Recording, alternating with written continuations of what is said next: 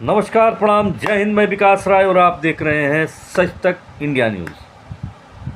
तो खबरों में बने रहने के लिए लाइक, शेयर, सब्सक्राइब करिए। और बड़ी खबर है कि पावर स्टार कहे जाने वाले, भोजपुरी के पावर स्टार कहे जाने वाले, जिनका नाम पवन सिंह है, पवन सिंह चुनाव हार गए हैं। ये तो आप लोग को पता ही होगा। जैसा कि मैंने पहले ही कह चुका था, मैं पहले ही बता चुका था कि पवन सिंह चुनाव नहीं जीत सकते। उसका कारण भी बताया था कि किस कारण वो चुनाव नहीं जीत रहे हैं। मैं उनके निवास स्थान पे गया था जहां वह रह रहे थे चुनाव के दरमियान, और चुनाव हारने का कारण भी बताया मैंने। जिस होटल में ठहरे थे, मैं वहाँ गया था, उनसे मिला भी था और उनको भी ये बात बताया था कि आप चुनाव हार रहे हैं। लेकिन यकीन नहीं हुआ उन लोगों को, उनके लोगों को, उनके मैनेजमेंट को। मैंने पहले ही आगाह किया था कि आप चुनाव हार रहे हैं। कारण भी बताया था, क्योंकि जो लोग उनसे मिल रहे थे, मिलने के लिए आ रहे थे, महिलाएं, बच्चियां, लड़के, नौजवान, बूढ़े बुजुर्ग जो भी आ रहे थे, वो पावर स्टार पवन सिंह से सीधे तौर पे मिलना चाहते थे। लेकिन वहाँ उनके जो अगल बगल रहने वाले लोग थे, उनके जो अपने मैनेजमेंट के लोग थे, वो लोग मिलने नहीं देते थे। लोग मायूस होकर चले जाते थे। यह सत्य है। चुनाव के दरमियान अगर आप जन सेवा करने के लिए आए हैं, लोगों की मदद करने के लिए आए हैं और वोट मांगने के लिए आए हैं, तो अपने मैनेजमेंट के भरोसे आप रहेंगे तो इससे आपको वोट कहाँ मिलेगा। क्योंकि इसके बावजूद भी उनको 2,75,000 वोट मिला, लेकिन 1.5 लाख वोटों के अंतर से चुनाव हार गए। यह हार बहुत बड़ी हार है।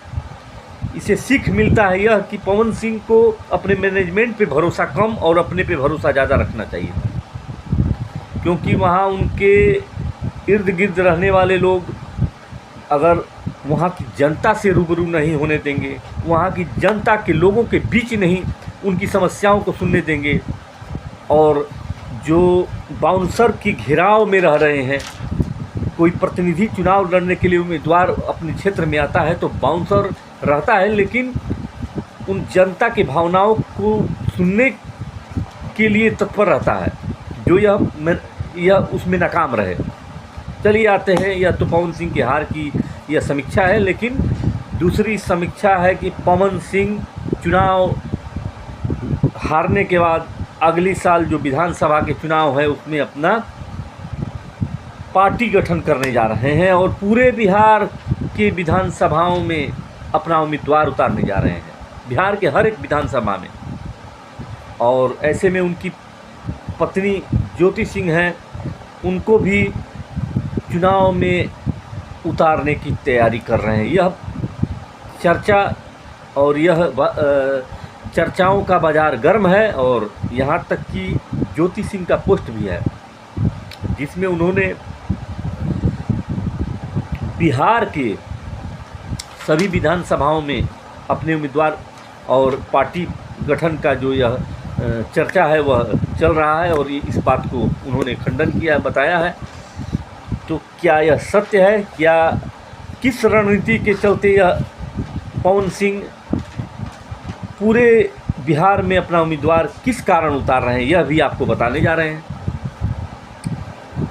जैसे बीजेपी को रोकने के लिए, नरेंद्र मोदी को रोकने के लिए पवन सिंह ने अपने आप को काराकट से उतार दिया, इसका परिणाम यह हुआ कि अपने तो हार ही गए और वहाँ के एनडीए प्रत्याशी उपेंद्र कुशवाहा को हरा दिए। वह इतना ही नहीं किए, उन्होंने शाहाबाद के जितने भी लोकसभा उम्मीदवार थे, एनडीए प्रत्याशी थे, उन सभी को हार का सामना करना पड़ा। यह पवन सिंह के कारण हुआ, क्योंकि अति पिछड़ा वोट, कुशवाहा का वोट उन्होंने काट दिया, राजपूत का वोट उन्होंने काटा। राजपूत का वोट उनके तरफ रुझान कर गया और इस कारण राजपूत भी नाराज हुए। आर.के. सिंह का हार का कारण राजपूत हुए, कुशवाहा हुए। फिर अगली रणनीति बनाई जा रही है बीजेपी को बिहार में रोकने के लिए। इसके लिए षड्यंत्र और बीजेपी को रोकने के लिए हर जिले में निर्दल उम्मीदवार उतारा जा रहा है। हर जगह निर्दल प्रत्याशियों को उतारा जा रहा है ताकि बीजेपी को सत्ता में आने से रोका जाए। यह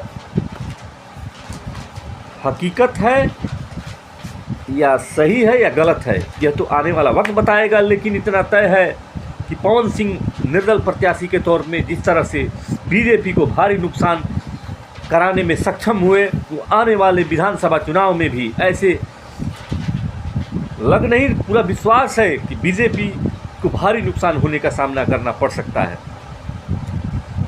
जैसे बक्सर में भी हुआ, निर्दल प्रत्याशी आनंद मिश्रा ने यहाँ बीजेपी का विजय रथ को रोक दिया।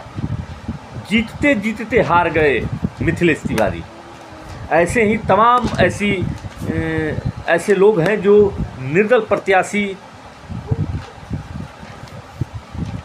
इसमें भारी नुकसान होगा बीजेपी को और एनडीए को रोकने के लिए षड्यंत्र रचा गया है।